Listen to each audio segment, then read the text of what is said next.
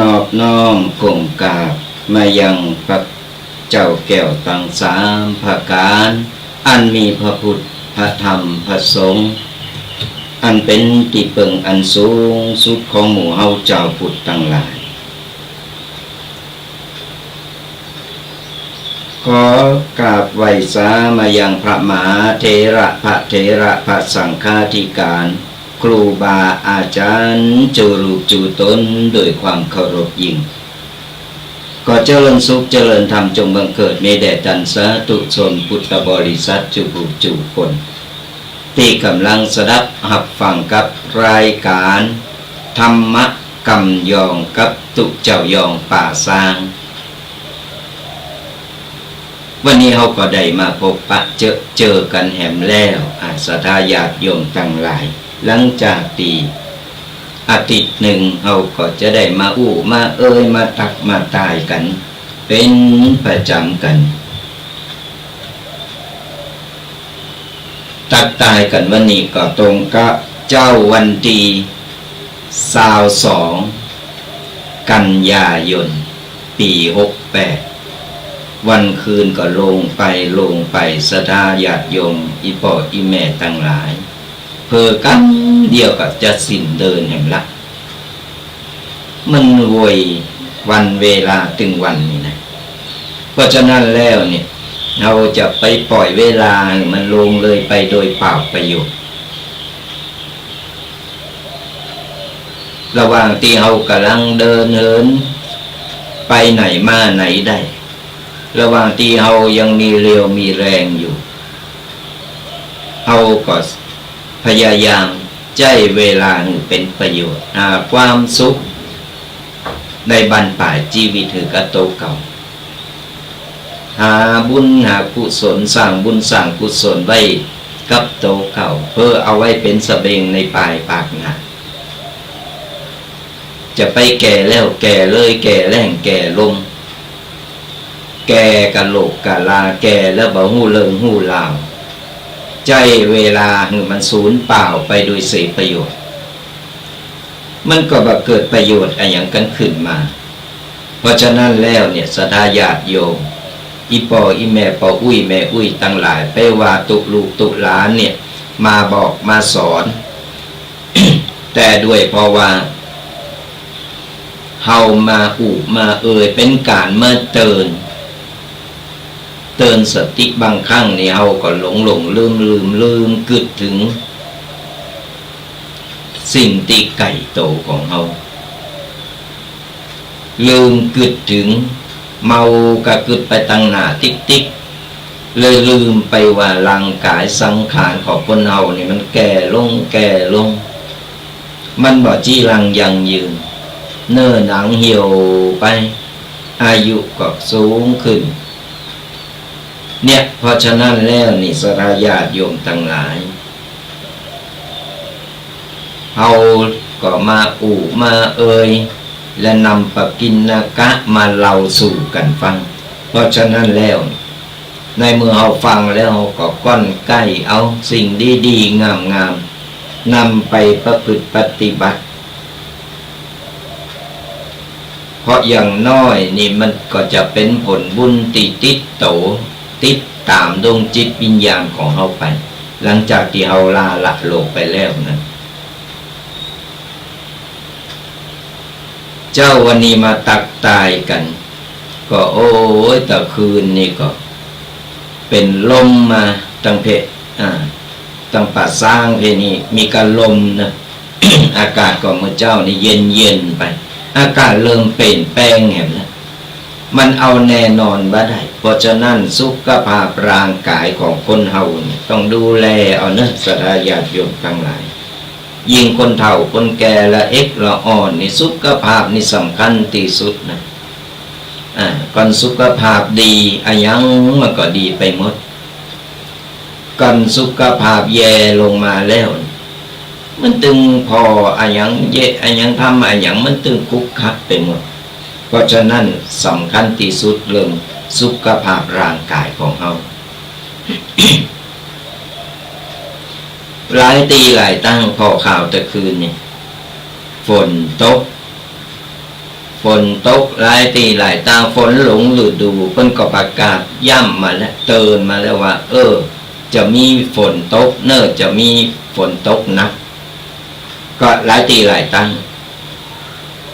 ก็ตกไปบางทีก็ชุ่มฉ่ำบางทีก็เกินเลยไปเนี่ยมันเป็นห้องว่าธรรมชาติ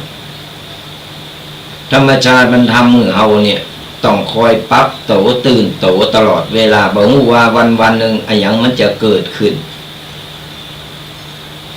มันบ่มีอะไรอย่างเต่งแต่แน่นอน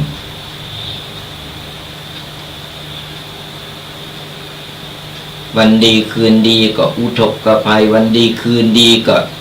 ภัยแล้งภัยลมตั้งนาเรื่องฟืนเรื่องไฟก็เห็นต้องเรามัดเราวางกุยอย่าง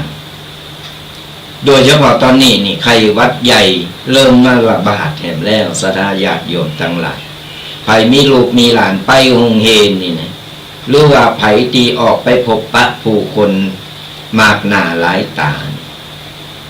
ต้องระวังนะใส่แมสป้องกันโตเก่าไว้ก่อนเบื้องต้น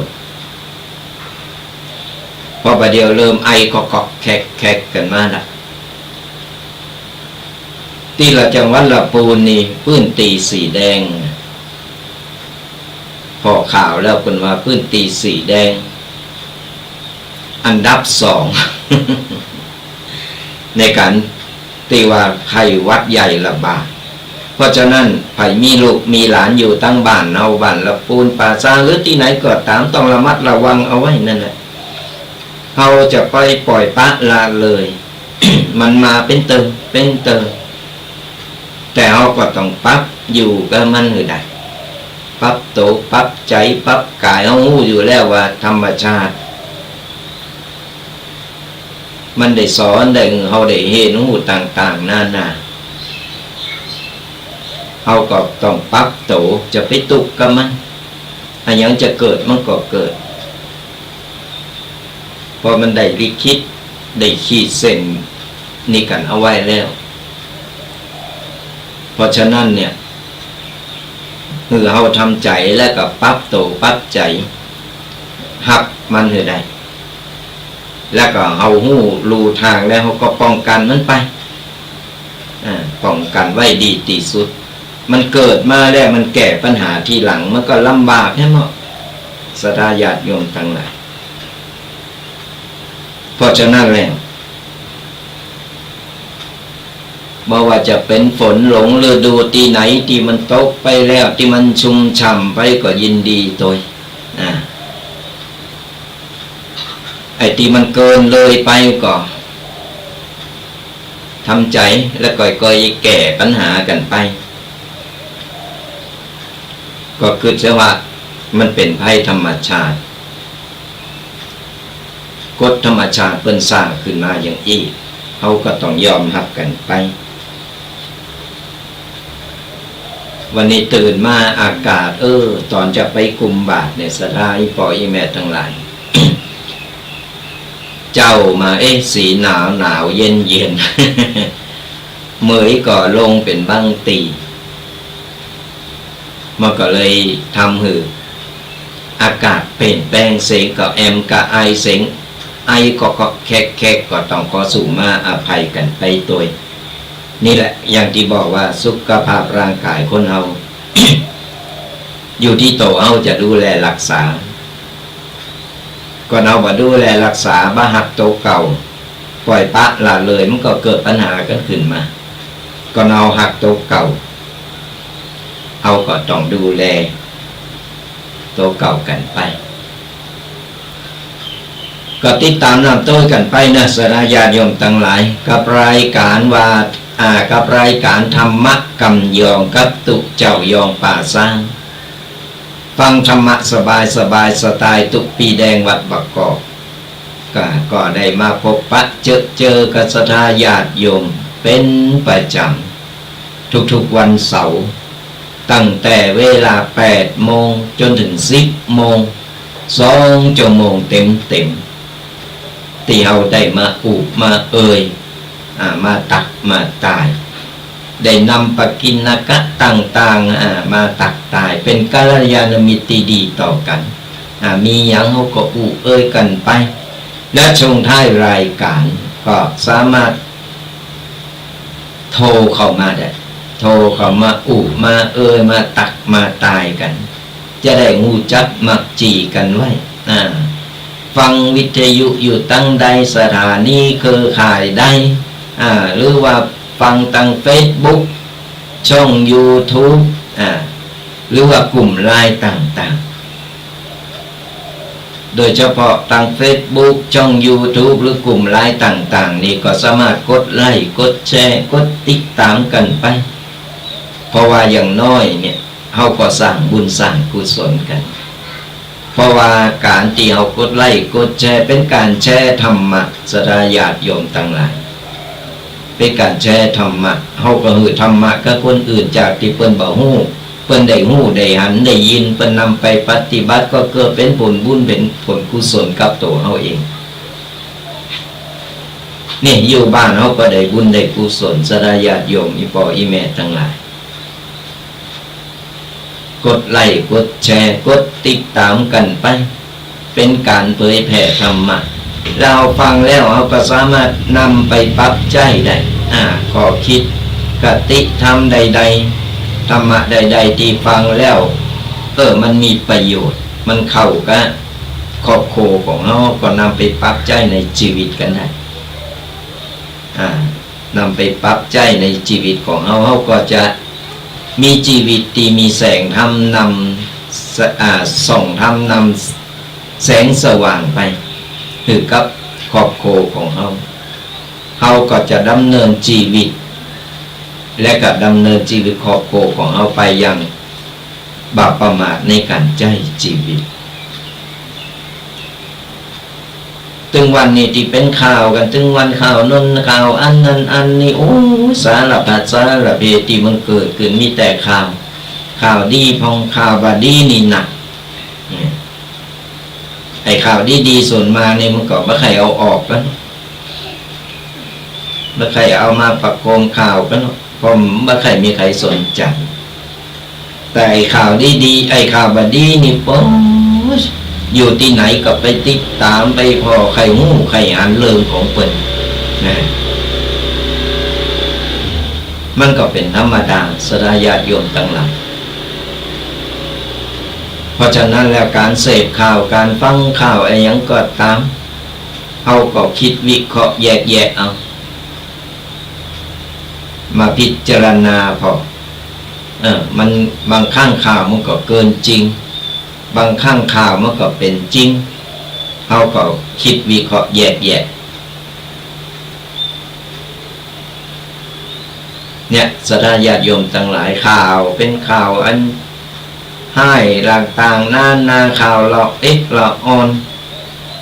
ตึงวันมันเกิดขึ้นตึงวันก็เพราะอะไรอย่างก็เพราะว่าประมาทในการใช้ชีวิตบ่มีแสงสว่างนำทางไปบ่มีแสงสว่างของธรรมะเนี่ยนำตามมันก็เลยใจชีวิตแบบหลายล่ะใจชีวิตแบบสบายเลยบ่ฮู้บาปบุญคุณโทษบ่ฮู้บาปกรรมเวรกรรมเพราะฉะนั้นในมือเราได้ฟังธรรมะฟังแล้วก็เฉยๆก็บ่เกิดประโยชน์เหมือนกันเนอะศรัทธาญาติโยมที่พ่ออีแม่ทั้งหลายฟังธรรมะเพื่อจะให้เกิดผลเราก็ต้องนำไปปฏิบัติตนไม่ใช่ฟังเฉยๆฟังไปแล้วผ่านแล้วก็ผ่านไปฟังแต่เนื้อธรรมะแต่บ่เคยนำไปปฏิบัติฟังแล้วก็ผ่านเลยไปผ่านหูซ้ายออกหูขวาเข้าหูขวาออกหูซ้ายมันก็บ่เกิดประโยชน์ก่อนเฮานำไปปฏิบัติมันเกิดผลประโยชน์กับตัวเฮาและก็ได้บุญได้กุศลเนี่ยศรัทธาญาติโยมทั้งหลาย ก็ฟังธรรมะแล้วเราก็นำไปก้อนใกล้เอาไปสอนลูกสอนหลานไปบอกลูกบอกหลานอย่างอีเนอมันบาดีเนออย่างอันมันบาดีเนอจะไปเยะจะไปทำเนอเพราะเราอ่อนบาเดียวนี่มันโอ้ยขนาดอาตมาภาพนี่มีสมณเณรอยู่ตนนึงก็เจอพ่อขี้ข้านจากปาก ก็โดยวัยของเราอ่อนนั้นแต่เราก็ต้องจัดจูงไปในทางตีถูกตีโคนเราก็ว่าเพราะว่าเราอ่อนนี่เป็นห้องว่าเป็นเปรียบเสมือนผ่าขาวเอาสียังป่ายไปมันก็จะเป็นสีนั้นเพราะเราอ่อนมันยังไล่เดียงสา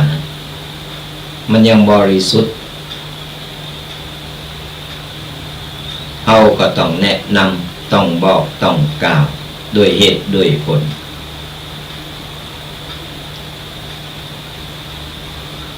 เพราะอย่างน้อยดอกละอ่อนนี่มันก็จะได้ขัดเกลาจิตใจไปขัดเกลาจิตใจของละอ่อนมันจะได้เห็นหูจะได้แยกแยะถูกนี่การฟังธรรมะเราต้องให้ธรรมะมันเกิดผลเกิดประโยชน์บ่ใจฟังตุเจ้าก็มามาว่าก็ฟังไปเฉยๆฟังไปบางคนก็ฟังไปก็รับไปเหมอยๆ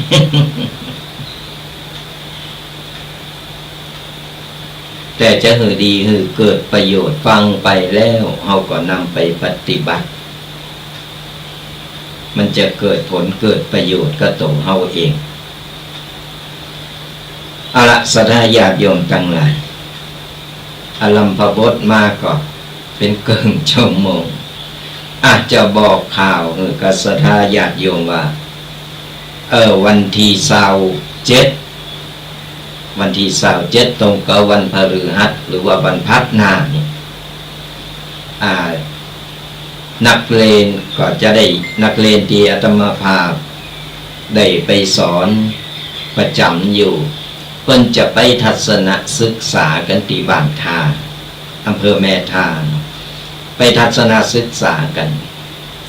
อาตมาภาพก็เลย ทำเป็นอาหารเบรกหรือว่าเป็นอาหารเบรกของเราอ่อนเอาของกินเล่นเป็นนมเป็นขนมนมเนยต่างๆเพื่อที่จะแจกคือเราอ่อน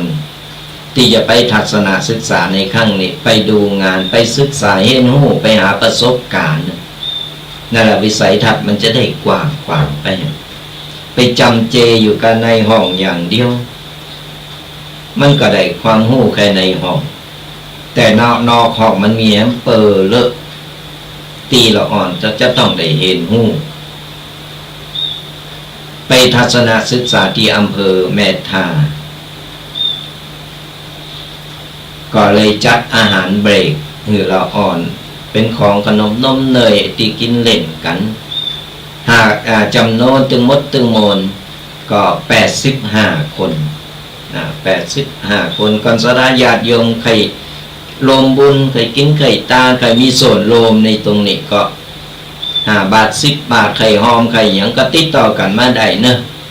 ใครโลมบุญตัวเนอะใครทำบุญใครเอาบุญนี่ตัวนี่ก็หอมกันมาได้ในช่วงท้ายรายการก็โทรเข้ามาเบอร์เก่าเบอร์เดิมนี่แหละใครมีส่วนโลมตัวจะหอมได้อย่างใดหรือว่าใครมีขนมอย่างใดใครโลมตัวก็สะดวกจะเอามาตีวัดนี่ก็ได้ทุกเวลาแจ้งมาก่อนลงนะก่อนคิดว่า เดี๋ยวมีเจ้ามีข้าวต้มขนมเจ้ามีข้าวต้มมัดก็จะห่อข้าวต้มมัดไปรวมด้วยก็ได้นะเป็นอย่าง วันที่27วันพฤหัสก็จะไปทัศนศึกษาไปตอนเจ้ากินข้าวงายเจ้าแล้วก็ออกเดินทางกันอาหารเบรกเขาก็จะเอาไว้ให้เราอ่อนในช่วงพักเบรกในการทำกิจกรรมหากสดาญาติโยม ใครกินไข่ตาลไข่โลมตัวก็ขอเจิญนะเจริญพรขอเจิญได้ติดต่อกันมาได้ตีเบอร์โทรเบอร์เดียวกันนี่แหละก่อนบอกลายเบอร์เดียวอีพ่ออีแม่จะงงกัน จดเบอร์กันเอาไว้เนอะ0826112245ก็สามารถตีจะโทรเข้ามาหลังจากจบรายการแล้วก็โทรมาบอกมาแจ้งความจำนงความประสงค์กันได้ก็ฝากประชาสัมพันธ์กับศรัทธาญาติโยมกันหลังท้ายรายการก่อนเปิดสายหน้าไมค์ไผที่กำลังเข้ามาพอเข้ามาฟังใหม่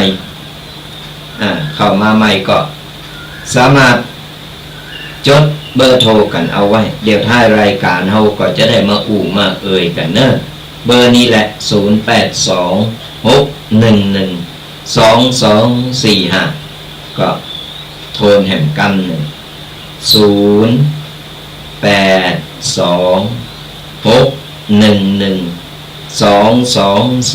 0826112245ก็จะได้มา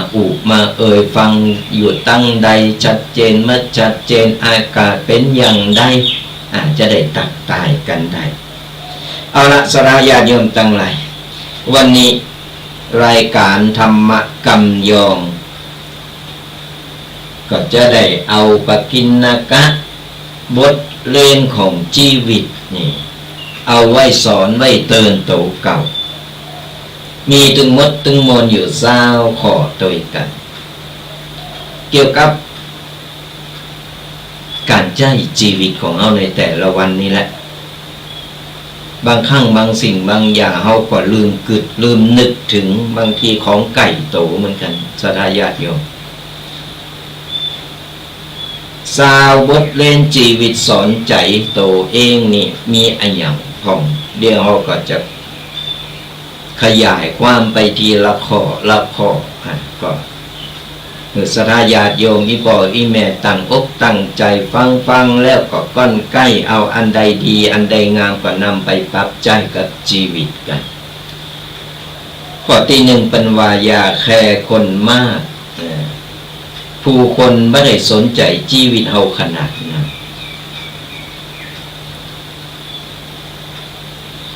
เพิ่นว่าอัตตาหิอัตโนนาโถตนแลเป็นที่พึ่งแห่งตนการใช้ชีวิตในตึงวันศรัทธาญาติโยมพอแม่ตั้งหลายเอาไปเมากับแคร์กับคนนั้นแคร์กับคนนี้โดยแบบเคยแคร์ตัวเก่าเลยคือชีวิตไผ่ชีวิตมันชีวิตเปิ้นก็เดินตามความประสงค์ของเปิ้นชีวิตเฮาก็เดินตามความประสงค์ของเฮาต่างคนต่างมีจุดมุ่งหมายต่างกันเฮาได้คุยได้คบได้กับเปิ้นกับฝูงเป็นกัลยาณมิตรที่ดีต่อกันกัลยาณมิตรที่ดีต่อกันได้แต่ว่าเฮาจะไปแคร์คนนั้นเกินไปเพราะต่างคนต่างใจชีวิตในแต่ละวันเฮาเมาก็ไปแคร์คนนั้นแคร์คนนี้ชีวิตเฮาก็บ่มีความสุขเฮาต้องแคร์ตัวเฮาตัวแคร์คนอื่นได้แต่ว่าจะไปมันเกินกว่าโตเก่าเฮาต้องแคร์ตัวเฮาว่าในแต่ละวันเนี่ยเฮาจะดำเนินชีวิตอย่างไรวันนี้เฮาจะไปไหนเฮาจะทำอะไรอย่างเฮาต้องแคร์ตัวเฮาเพราะบ่มีไผที่จะมาแคร์กับเฮาขนาดคนอื่นเหมือนที่เฮาแคร์คนอื่นเปิ้น ไอ้ยังกูสิ่งกูอยากเฮาใจชีวิตโดยโตของเฮามาคนเดียวเฮาเดินคนเดียวกัลยาณมิตรต่างๆศัตรูต่างๆเฮามาพบมาปะกันตั้งนอกไปเพราะฉะนั้นเฮาต้องดิ้นรนเฮาต้องใจชีวิตของโตเฮาเองเฮาไม่ต้องไปโตยไผไม่ต้องไปหือคนอื่นมาจูงเฮาไปโดยตัวเองทำโดยตัวเองความสุขความผิดพลาดเกิดขึ้นเฮาฮู้ตัวเองเฮาไม่ต้องได้ไปโทษใครมันดีขึ้นมาก็เฮาก็ภูมิใจก็มันผิดพลาดมาเฮาก็แก้ไขใหม่นี่ในข้อที่หนึ่งอย่าแคร์คนอื่นมันหนักเกินไป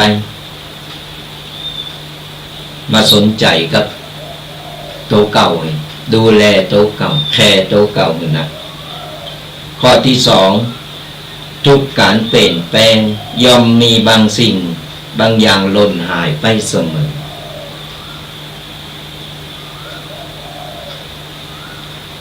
อันยังก็ตามที่มันหมุนเวียนเปลี่ยนแปลงไป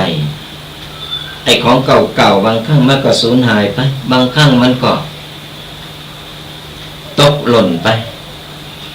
เหมือนเอาย้ายบ้านย้ายเข้าย้ายของไอ้ยังก็ตามศรัทธาญาติโยมตั้งหลายมันก็มีการว่าของหักของหงบางครั้งบางสิ่งบางอย่างมันก็หล่นหายสูญหายไปมันก็ต้องทำใจเลยนะบ่ว่าอะไรอย่างก็ตาม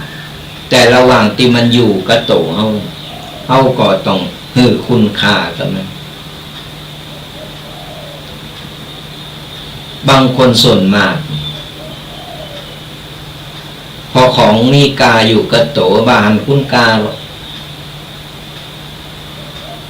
บาหันคุณกาบาหันว่าเปิ้นมีกาอะไรอย่างเหมือนเพชรอยู่ในโคนตม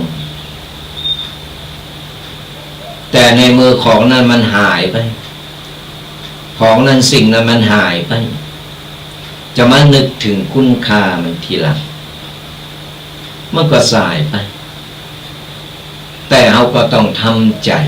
ในมือของอะไรอย่างก็ตามที่มันอยู่กับโตเฮา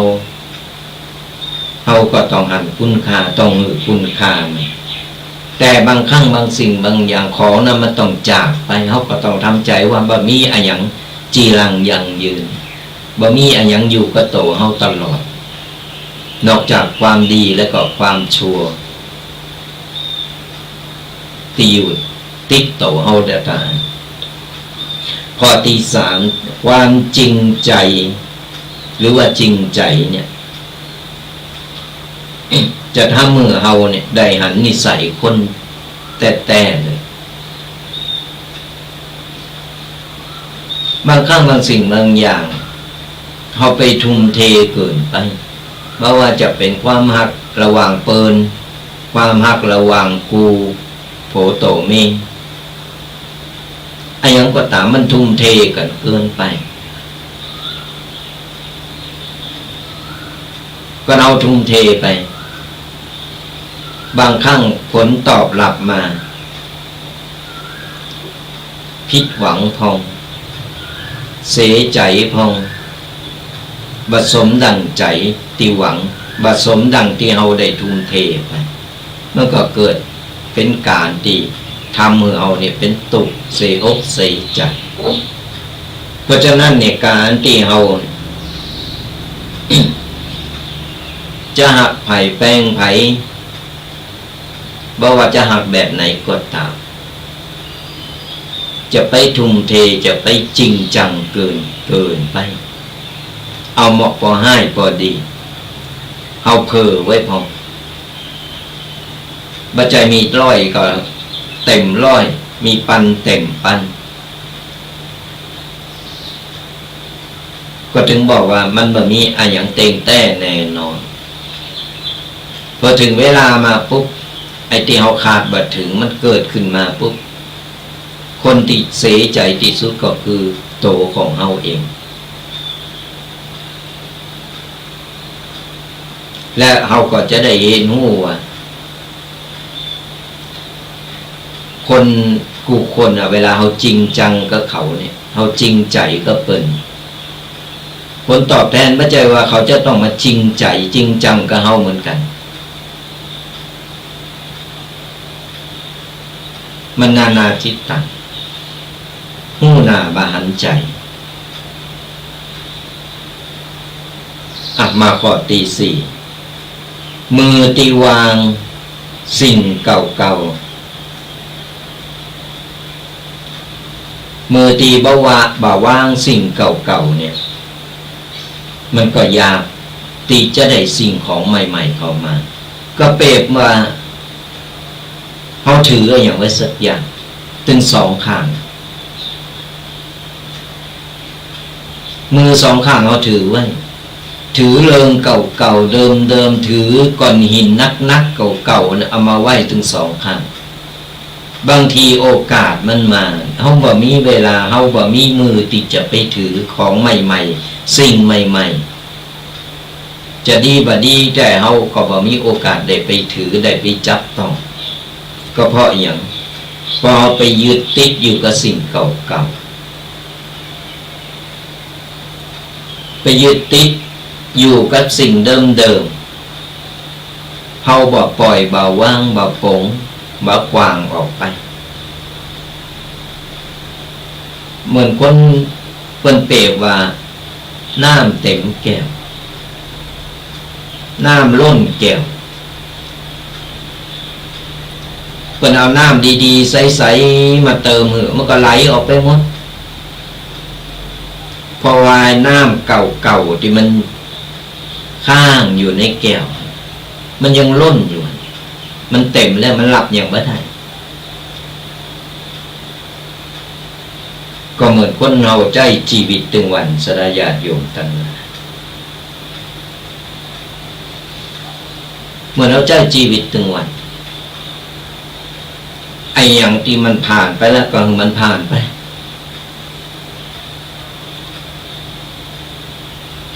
บ่ต้องไปเก็บมาใส่ใจพอมันเอาย้อนกลับไปมันบ่ได้แล้วย้อนเวลาหาอดีตมันบ่มีเพราะฉะนั้นการที่อย่างก็ตามจะเป็นสิ่งดีงาม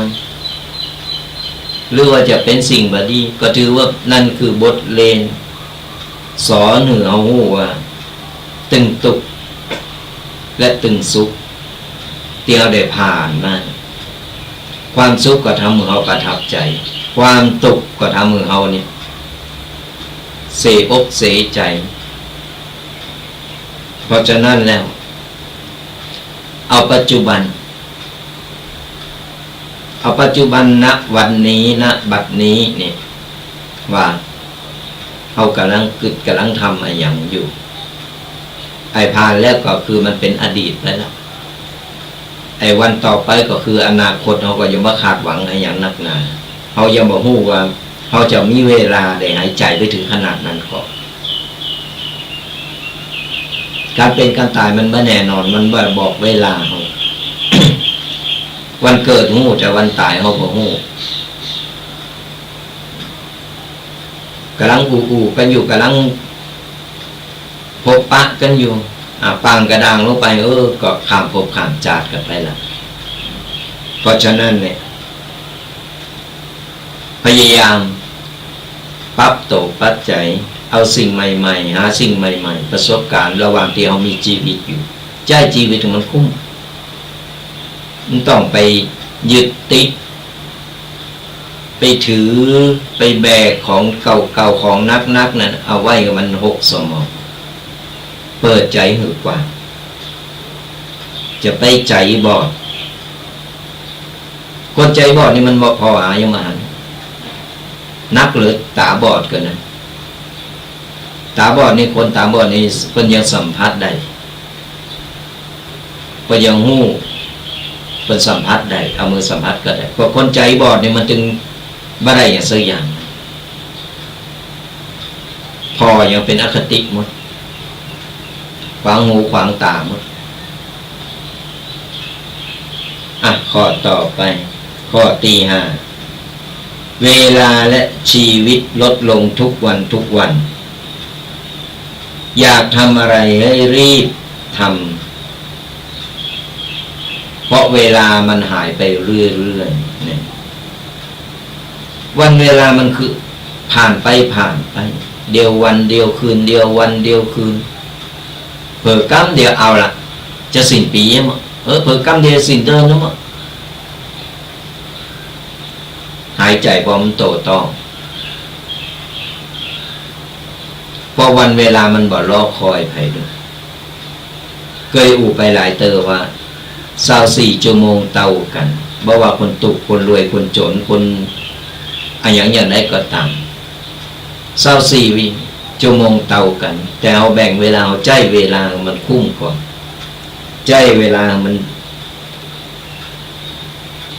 ดีมันโคนกว่าสมกับเตียวแบ่งเวลา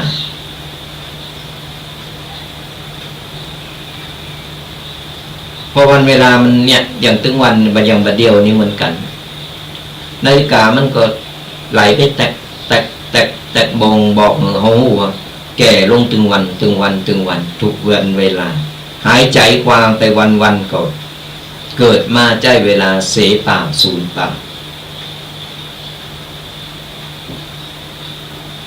ในเมื่อเอาเดินเหินได้ไอ้อย่างใดไม่ต้องไปรอโจกวาสนาอย่างใดบ่มีเงินที่ไหนมันจะหล่นจากฟ้าลงมาก็เอาแบบเสียหยาดเหงื่อแรงงานไปนะมันไม่ได้มาหรอก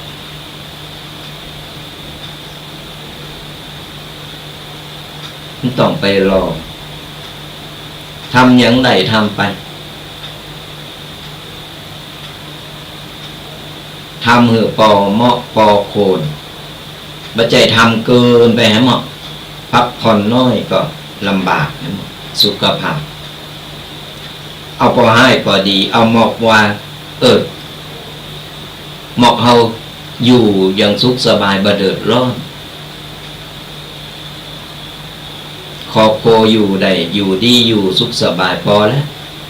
ไม่ต้องไปตัณหาขนาดทำงานเป็นมี24 ชั่วโมงนี่ทำงานไป25-26 ชั่วโมงตลอดเลยมันก็ไม่ได้มาคำเขกับสุขภาพร่างกายโตเก่า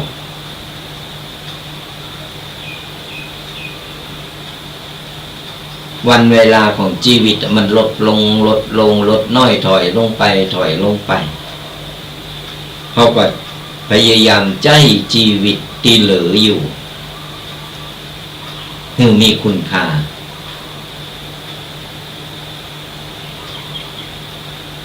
ทำอย่างก็ได้ที่เป็นประโยชน์ก็ตัวเฮาทำอย่างก็ได้ที่เป็นประโยชน์ก็ครอบครัวกับประเทศชาติเขาทำไปเถอะระหว่างที่เราหายใจนี่เราระลึกเสมอว่าเนี่ยหายใจไปเนี่ยลมหายใจมีคุณค่าก่อนพอนาฬิกาวันเวลาหมุนเว้นหมุนไปติ๊กเดินหน้าไปติ๊กเราจะไม่อยู่อย่างเก่าก็ใจเวลาอย่างนี้ไปอยู่ใจหรือมันคุ้มหรือมันมีคุณค่ามาขอต่อไปข้อที่ 6ปัจจุบันคือสิ่งที่มีค่าที่สุดอย่าลืมเอาตัวเองอยู่กับปัจจุบันเพราะวันนี้คือวันดีที่สุดนะ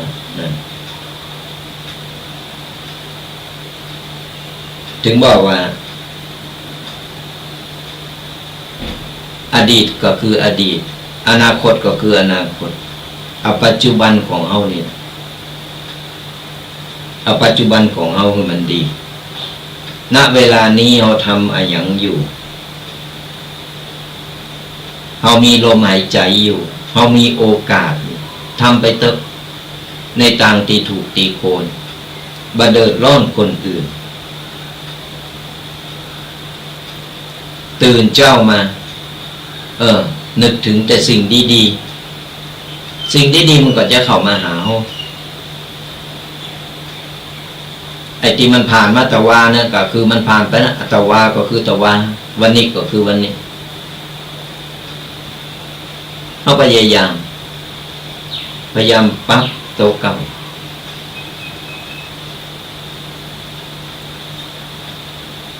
ปรับตัวของเฮานี่มันมีไผมาช่วยเฮาได้นอกจากตัวเฮาเองนะศรัทธาญาติโยมปัจจุบันนี้เอามีลมหายใจอยู่ปัจจุบันนี้เอายังเดินเหินได้อยู่ในปัจจุบันวันนี้เราจะทำอะไรอย่างที่มันมีประโยชน์นี่เมื่อเราสร้างเราทำเราพิจารณาแล้วก็ลงมือทำโอ้วันนี้วันดีอากาศดีวันนี้จะเย็นอย่างดีฮะวันนี้จะทำกับข้าวอะไรอย่างลูกหลานเนี่ยทำไปเถอะก็เราคิดว่าวันดีมันก็ดีนะ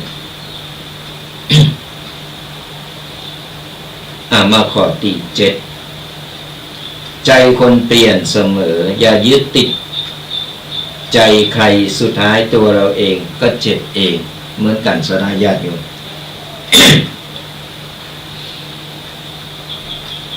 วันเวลาเปลี่ยนแปลงจิตใจคนมันก็เปลี่ยนแปลงเมื่อว่าไผ่เมื่อว่าเปิ้นว่าเฮามันเปลี่ยนแปลงกันไปเรื่อยๆนะละอ่อนก็เหมือนกันยิ่งโตนิสัยใจคอมันเริ่มเปลี่ยนแปลงไปตามกาลเวลาเราไม่ต้องไปยึดติดไม่ต้องไปยึดติดจิตใจไผ่อันยังก็ตามมันเปลี่ยนแปลงไปตามกาลเวลาโอ้ยใหม่ๆก็หักกันโอ้ยถือหักกันเนี่ยยังก็ว่าดีโม้ถ้าเมินไปอยู่กันไปมันก็มีอาการเริ่มเปลี่ยนแปลงก็มีการกระทบกระทั่งกันไปมันเป็นธรรมดาผมต่อไปยึดติดโอ้ยใหม่ๆนี่หักเขาอย่างอันอย่างอี้เพื่อมาอยู่ก็อยู่ด้วยกันเหมือนนานกินเหล้าตบตีเฮาด่าว่าเฮ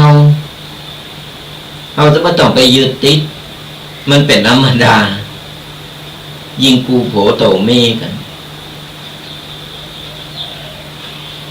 มันเป็นธรรมดาสัญญาณโยมทั้งหลาย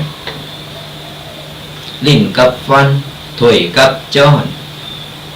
เอาไปยึดติดเนี่ยโอ้นึกถึงแต่ก่อนเนาะหักเฮาขอเฮาใครใดเฮานี่ปวดท้องก่อนนั้นมันคือผ่านมันคือตับก่อนเอาปัจจุบันนี่จิตใจคนเฮาเนี่ยมันบ้านแน่บ้านนอนหักใดมันก็จังใดมันก็หักใดเหมือนกัน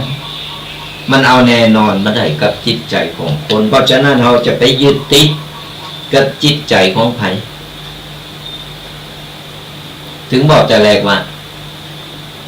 สำคัญที่สุดคือเราต้องตัวเฮานี่แหละอัตตหิอัตโนนาโถตนแลเป็นที่พึ่งของตนมันต้องไปใส่ใจมันจิตใจคนเรามันเปลี่ยนแปลงแม้แต่ตัวเฮาก็ยังเปลี่ยนแปลงจิตใจของเฮาเองมันต้องไปว่าคนอื่นบางครั้งเฮายังคือไปบางครั้งว่ามาเปลี่ยนเนี่ยนานาจิตตังมาขอติ8ศรัทธาญาติโยมทั้งหลายจริงใจกับทุกคนแต่อย่าคิดว่าคนทุกคนจะจริงใจกับเราเหมือนกันไปหือใจเป็นนักแล้วโดยคิดว่าเป็นดีก็เฮาอย่างนั้นอย่างนี้สุดท้ายมาพอเฮาหมดผลประโยชน์มันก็เปลี่ยนแปลงไปมันบ่มีเขาไม่ต้องไปคาดหวังเวลาจริงจังกับไผจริงใจกับไผคนนั้นจะต้องมาจริงจังกับเฮาหักเปิ้นนึกว่าเปิ้นจะต้องหักเฮามันแน่เสมอไปมันต้องไปคาดหวังมาขอตีเก่าโฟกัสแค่สิ่งตัวเองทำไม่เดือดร้อนใครถือว่าใช้ได้เลยเอาปัจจุบัน ขณะนี้เราทำอะไรอย่างอยู่เรากำลังลงทุนอะไรอย่างทำอะไรอย่างได้ก็ตามทำให้มันดีที่สุดพอเราถือว่าเราทำแล้วเนี่ยบาสั่งความเดือดร้อนอะไรอย่างหรือพันมันต้องไปพอผู้ร้านคนเปิดขายดีเนาะร้านเรายังขายบ่ดีเราต้องพิจารณาตัวเราว่าเราปกครองกันอย่างปกครองด้านฝีมือปกครองด้านต่างๆเราต้องหาข้อปกครองของเราไม่ต้องไปโฟกัสต่างที่อื่นไม่ต้องไปพอเพิ่น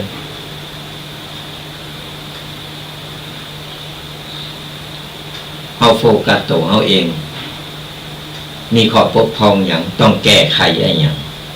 นี่ไปพออ้ายพอดีพอคนนั้นคนนี้เป็นโอ้มันยังขายดีหรือเฮามันนั่นมันต้องสะอาดอยากต่างๆนามโนกันไปเพราะฉะนั้นมันต้องไปโฟกัสคนอื่นโฟกัสตัวเอาเองนี่แหละเขามีดีมีข้อปกครองอะไรอย่างแล้วว่าไปสร้างความเดือดร้อนฝ่ายเขาต้องไปแคร์ไปนะเขาถือว่าดีที่สุดพอแล้วมาขอตีซิปเกิ่งต่าง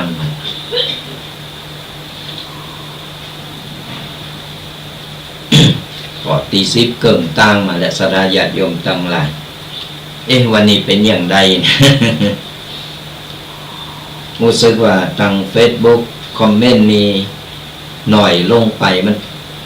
หรือว่าติดการติดงานกันเดี๋ยวช่วงท้ายรายการเราก็จะได้มาเปิดสายหน้าไมค์กันจดเบอร์โทรกันเอาไว้เนอะสดาญาติโยมทั้งหลายไปที่กำลังมาเข้ามาชมใหม่มาฟังใหม่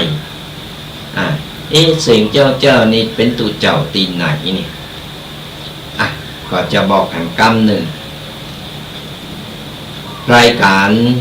ธรรมะกำยองกับตุเจ้ายองป่าซางตุปีแดงวัดบักกอก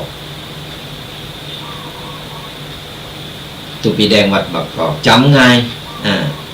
ก็เดี๋ยวท้ายรายการก็โทรมามาเอ่ยกันจะได้เป็นกัลยาณมิตรดีต่อกันจะได้หูจักมักจีกันเอาไว้จดเบอร์โทรกันเนอะ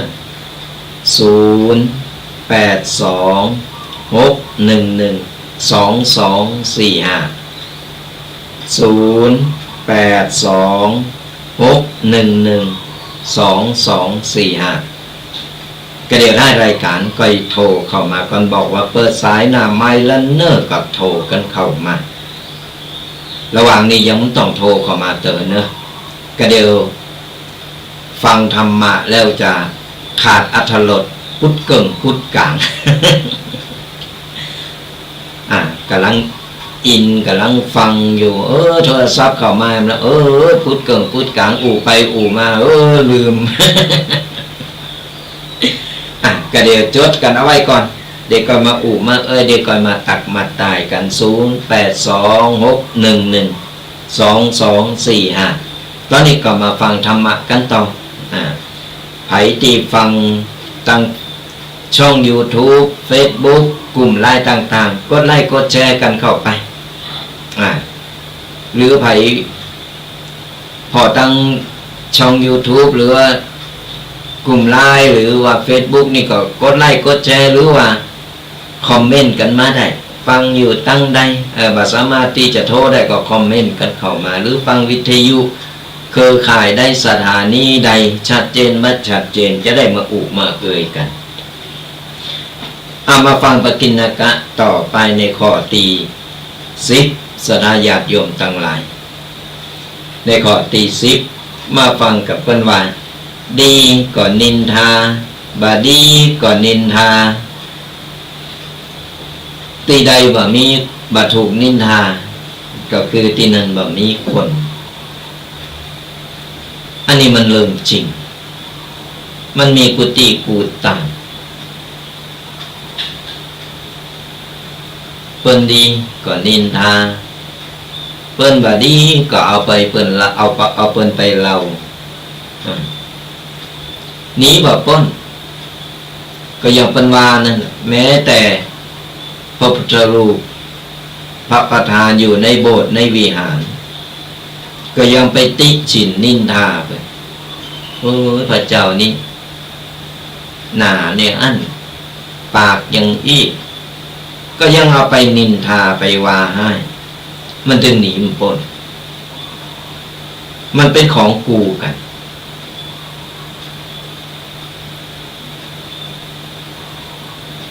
กูบ้านกูเมืองสลายญาติโยมทั้งหลายแต่เอาจะหนีพ้นได้ก็คือเฮาบ่ต้องไปฟังมันนะปิดหูปิดตาปิดจมูกให้พองปิดหูปิดตาปิดจมูกปิดปากของตัวเก่าบ่อยากรับรู้เรื่องอย่างอื่นเรื่องที่ไร้สาระบ่อู่เรื่องอย่างที่บ่ใช่เรื่องของตัวเก่า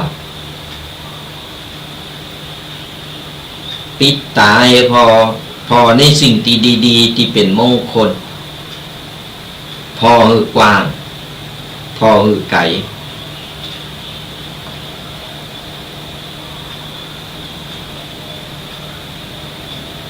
ก่อนเฮาเกิดอย่างอี้เฮาก็สบายใจก่อนเอาไปสมโรงตัวมันก็เริ่มก็ยาวไปให้หมดหลายอันปัญญาก็นอบ่สืบบ่ต่อบ่เนินมันก็จบไปที่หันอันนั้นมันเป็นกรรมของเปิ่นศรัทธาญาติโยมคนที่ชอบนินทาคนนี่นะมันจึงเป็นเพราะว่าคนมีกรรมเป็นคนที่น่าเอ็นดูน่าสงสารคนทำมาหากินกันแบบไปเยะไปทำหรอกเฝ้าจ้องพอนี้พอให้พอดีคนนั้นคนนี้เพิ่นเป็นจิตอาสาชอบไปสืบข่าวคนนั้นคนนี้แล้วก็ไปบอกคนนั้นคนนี้เพิ่นเรดาร์ประจำซอยเนี่ยเพิ่น หรือว่ากล่องวงจรประจำหมู่บ้านหูหันหมดอะไรคนอื่นน่ะใครหูใครอ่านยังมาถามได้หูหมดบ่หูอย่างเดียวเรื่องตัวเก่าดีคนเดียวดีหมดคนอื่นเป็นบ่ดีเนี่ยนิสัยก็เป็นเพราะว่าคนมีกรรมเก่าเพิ่นเฮาไปต่อแยมไปต่อรอดต่อเถงเฮาไปยุ่งเกี่ยว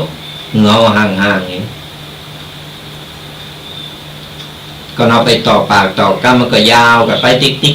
ๆมันบ่จบบ่สิ้นปักเพิ่นอย่างอีกวันนี้เพิ่นเอาคนนั้นคนนี้มานินทามาเล่าเอาฟังอีนั่นบานั่นบานี่เยอะเนี่ยต่อไปมันก็ไปที่อื่นมันก็เอาเฮาไปเล่าเหมือนกันนั่นแหละเปิดไปป้าคนนึงก็ว่าเฮาต่างๆนานานี่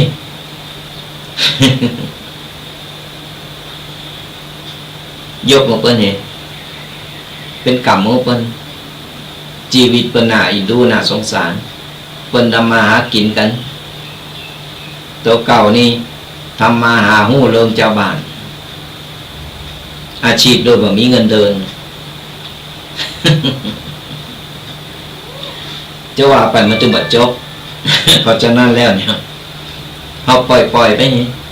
มันต่อไปเสวนามันต่อไปไก่กับคนแบบนี้วันนี้เรื่องเพิ่นต่อไปก็เรื่องของเฮานั่นแหละบอกวันใดวันหนึ่งมันก็ต้องมาพิษโหกันเอามาข้อที่11นี่ศรัทธาญาติโยมทั้งหลายข้อที่11สุขภาพสำคัญที่สุดเพราะมันเป็นสิ่งเดียวที่ติดตัวเรามาเนี่ยมันพังเราก็พัง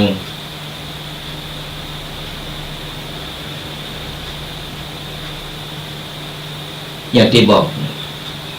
สุขภาพร่างกายของเรารักษาไว้ให้ดีก่อนเราทนุถนอมเราดูแลสุขภาพร่างกายของเราอายุเราก็จะยืนนะกันปล่อยปะละเลยเดียวกับอันนั้นอันนี้มันเดียวสารพัดโลกโลมลุ่มเล่าเข้ามาเมื่อก็อายุสั้นลงก่อนเราควรระวังไม่ใช่ระแวงนะคือระวัง คอยดูแลอย่างข่าวที่ว่าเกินไปแต่ต้นรายการว่า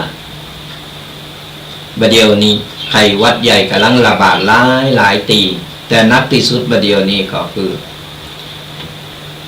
พื้นที่สีแดงมีละปูนพื้นที่สีแดงอันดับ2นี่ก็ไปมีลูกหลานไปมีหรือว่าจะออกไปพบปะผู้คนมีการประชุมอันนั้นอันนี้ผู้คนตั้ง 2-3 คนขึ้นไปเอาใส่แมสเลยป้องกันไว้ก่อนดีกว่าแก่ตื่นมาวันนี้เราสังเกตพอต่างคนต่างขอกแขกไอจามกันเป็นจามเป็นไอก็แขกนี่แหละบางทีก็อากาศมันเปลี่ยนแปลงมันต้องปรับ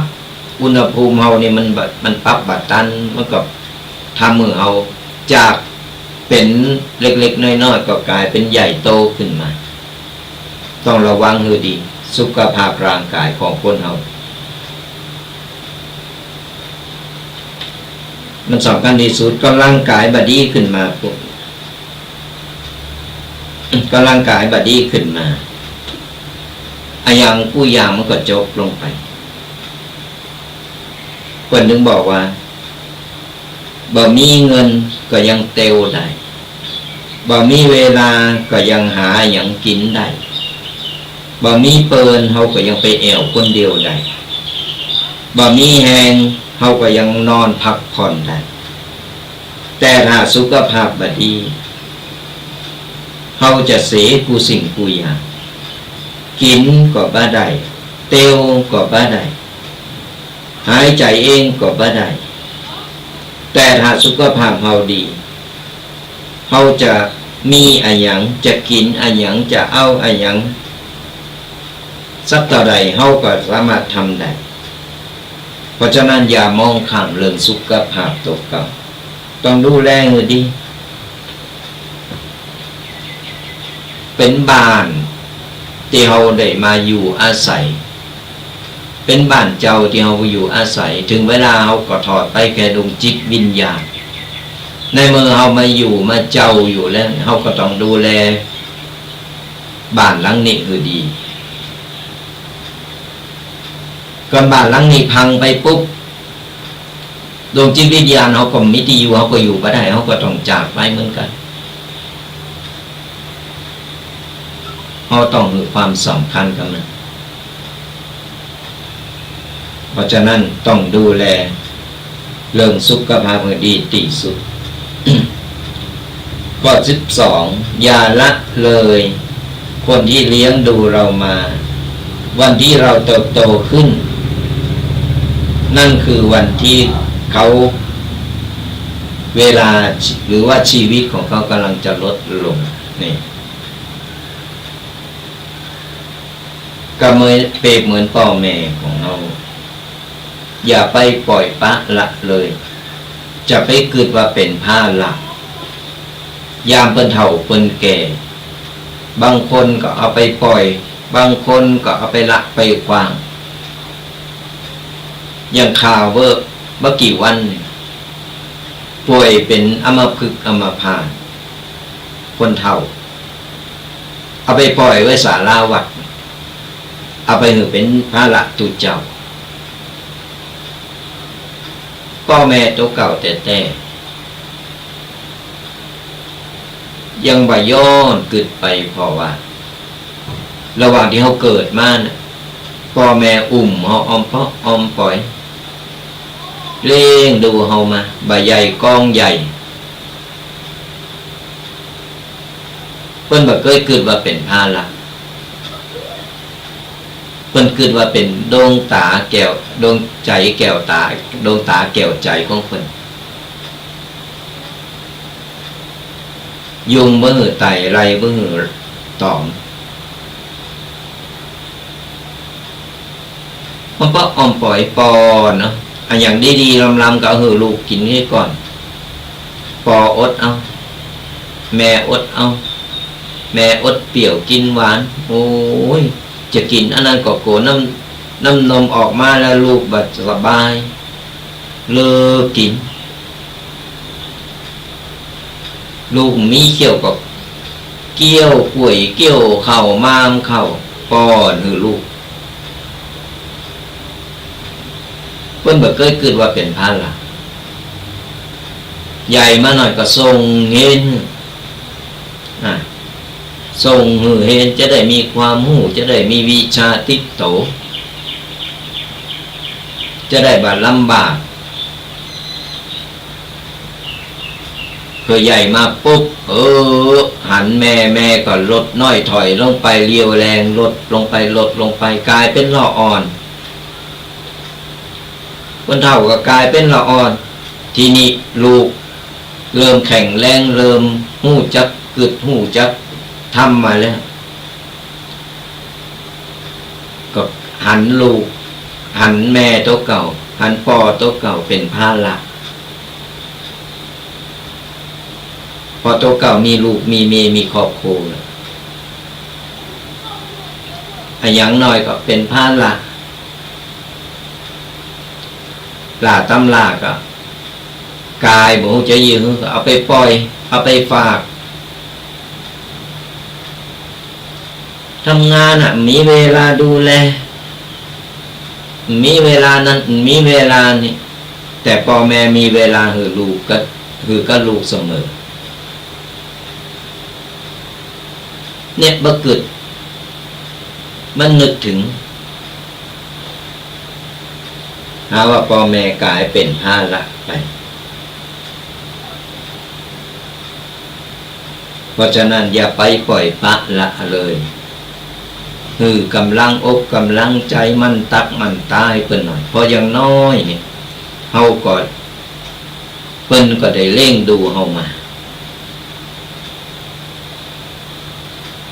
พ่อแม่จะเป็นอย่างได้ก็ตามนั่นคือพ่อแม่ปุพกาลีของเฮาจะไปกึดเป็นอย่างอื่นเปิ้นนึงบอกว่าพ่อแม่เปรียบเหมือนพระอรหันต์ในบาตร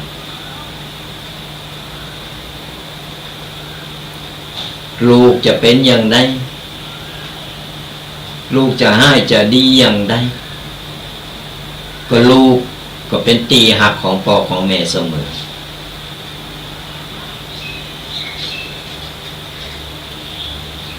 เพราะฉะนั้นไผตีกำลังกึดบาดีบาดักกึดอะไรต่างๆนั่นน่ะคือเลิกเนี่ยจะไปกึดจะทำอะไรก็นึกถึงว่าตอนเขาเป็นละอ่อนเขาช่วยเหลือตัวเก่าบ่ได้ไผประคับประคองเขาไผเป็นคนอุ่มเขา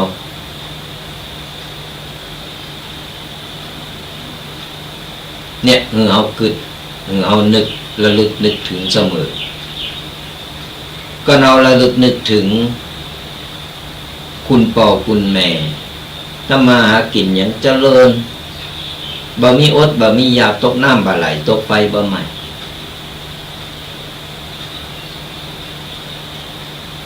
จะมดมันถึงมีมาจะมดก็มีอนันต์มาช่วยมีอนิจมาช่วยมันเป็นเรื่องจริงนะสาธญาติโยมหรือว่าอะไรเอกละอ่อนที่กำลังฟังอยู่มันเป็นเรื่องจริงแต่เอาสามารถที่จะมาขยายความมาอธิบายอย่างต่างๆหรือเป็นรูปเป็นร่างมันต้องสัมผัสเองต้องลองทำเองคุณพ่อคุณแม่นี่สำคัญที่สุดนะบุญคุณอันใดก็ตามตึงบ่เหมือนบัดเต่าบุญคุณของพ่อของแม่จะไปปล่อยปะละเลยจะไปหันเปิ้นเป็นภาระมันดูแลใจใส่เปิ้นยามเฒ่าแก่ชราไผที่มีพ่อมีแม่อยู่นี่ถือว่าเป็นบุญต้องดูแลเปิ้นตอนเปิ้นยังคนนี่ก็เปิ้นล้มหายตายจากไปแล้วเนี่ยมันนึกได้พ่อกินอันนี้เนอะแม่กินอันนี้เนอะของดีๆลำ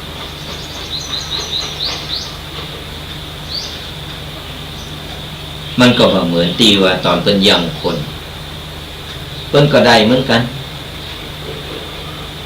ได้อิ่มติบน้ำติบได้กินข้าวติบน้ำติบได้กินกลิ่นไอมันเตียวส่งไปเหอะ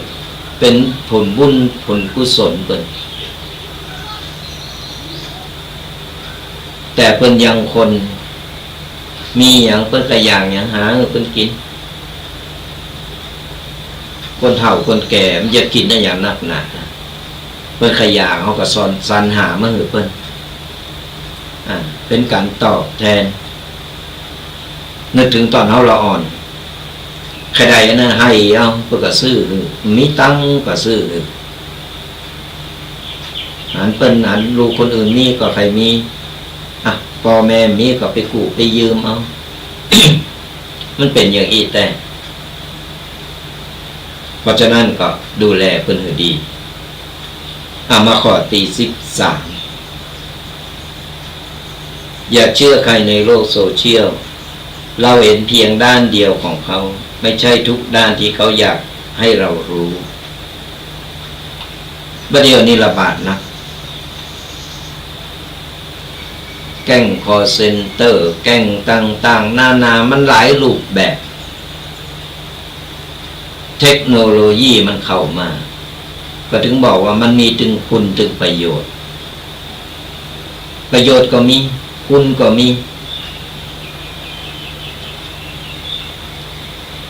มันอยู่ที่ว่าเขาจะใจในช่องทางใด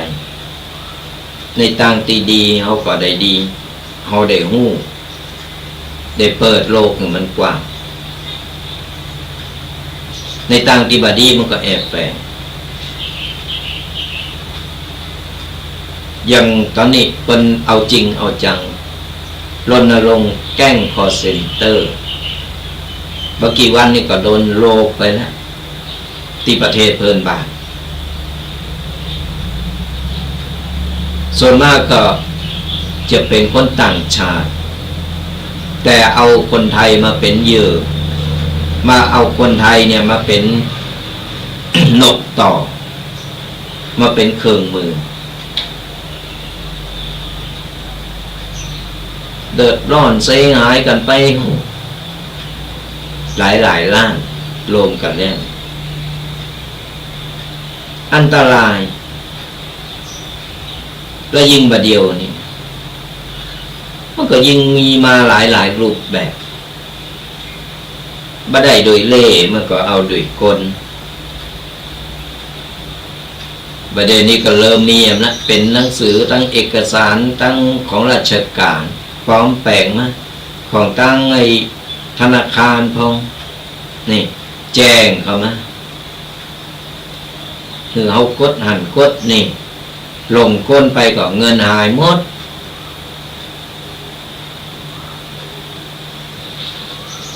บางคนก็เอานั้นมารอเอานี่มารอก็ลงก้นกับไปก็เซหมดนำซ้ำเดือดร้อนถึงตุจักพันเอง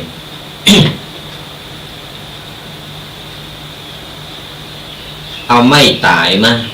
มารอเอาสีก้ามาเนี่ยเอาไม่ยิงมารอแต่งทำทีอู่หันอู่นี่ก็เอาลงกำอู่เครื่องตัวแคบไว้เรียบร้อยปุ๊บเอามาแบกเมเป็นเรื่องเป็นเล่าขึ้นมามันบอกไว้หนาไปหรอกเพราะฉะนั้นเนี่ยต้องระมัดระวังจะไปเจออะไรอย่างง่ายๆคนบะเก่าก็ใส่ตุ่มหูนักๆเนี่ยเป็นการเตือนอยู่ว่าจะไปเจออะไรอย่างง่ายๆจะไปหูเบาฟังหูไว้หูกู้สิ่งกู้อย่างมันมี3ด้านด้านเปิ้นด้านเฮาและด้านที่แท้จริงถูกต้อง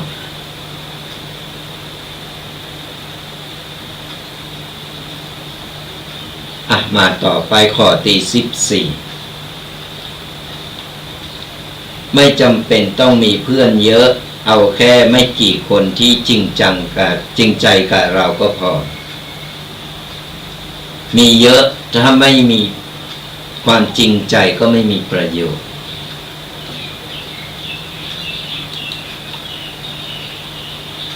การคบหาเปินฝูงก็ยังว่านานาจิตตังมันมีหลายๆรูปแบบคบเปินดีมันก็ดีก็โตคบเปินบ่ดีมันก็ปาเอาไปในทางที่บ่ดีแล้วบ่จำเป็นต้องเปินฝูงหนักหนามากมายเอาคนที่หู้ใจเอาคนที่ว่าจริงใจกับเฮาแนะนำแล้วก็เป็นเปินกูคิดเฮาได้แนะนำเฮาได้เฮาต้องไปเอาจำโนนเอาคุณภาพโอ้ยคนนั้นโอ้เปิ้นนักเนาะปดต้องคนนั้นก็เปิ้นคนนี้ก็เปิ้นฮู้จักเปิ้นไปหมดแต่ถามว่ากี่คนน่ะในเปิ้นนั่นน่ะมันมีความจริงใจก่อนส่วนมากมันก็จอมปลอมเปิ้นกินก็มีเปิ้นแต้ก็มีเปิ้นตายก็มีปะปนกันไปปริมาณมันบ่ได้คุณภาพบ่ใช่ว่าเปิ้นถึงหมดมีเปิ้น100คนก็เปิ้นถึง100คนนี่จริงใจกับเฮาลองมาได้เฮามีมันกินนึงมันมีประโยชน์ของมันต้องมันเขควางไว้นะ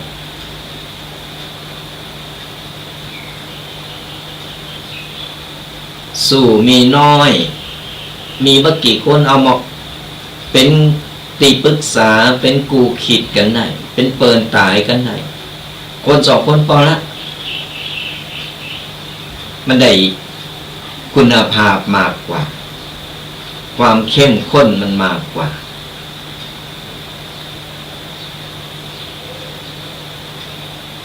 มันต้องไปเอาจำนวนแล้วมันมีประโยชน์เวลากินเนี่ยมากันเต็มนั่นก็มีผลประโยชน์นะโอ้ยคนนั้นก็สรรเสริญเยื่นยาวคนนั้นก็มาหาคนนี้ก็เปิ้นคนนี้ก็เปิ้นก็ลองสังเกตง่ายๆเวลามีตังค์ปากันลบกันหมดกลัวเอาไปยืมถามก็นะวางคนนี้ไปอยู่คนนั้นไปนี่ลองไปหาไผเถอะมันเตี้ยวหนีหมดอ่ะแต่วันใดวันหนึ่งเอาถูกหวยขึ้นมาอยู่ไหนกินไหนบ่หูจังโมนมากันโลดคนนั้นก็จำได้ก็ชื่อนั้นชื่อนี้ดูคนนั้นดูคนนี้นี่แหละมนุษย์มันเป็นอย่างนี้กันแบบมีผลประโยชน์ก็แบบมีความหวังถือเขาก็มีผลประโยชน์ถือเขา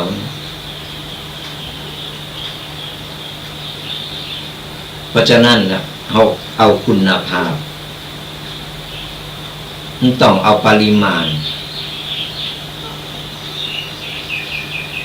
หมอกมาอยู่หัวใจก็ได้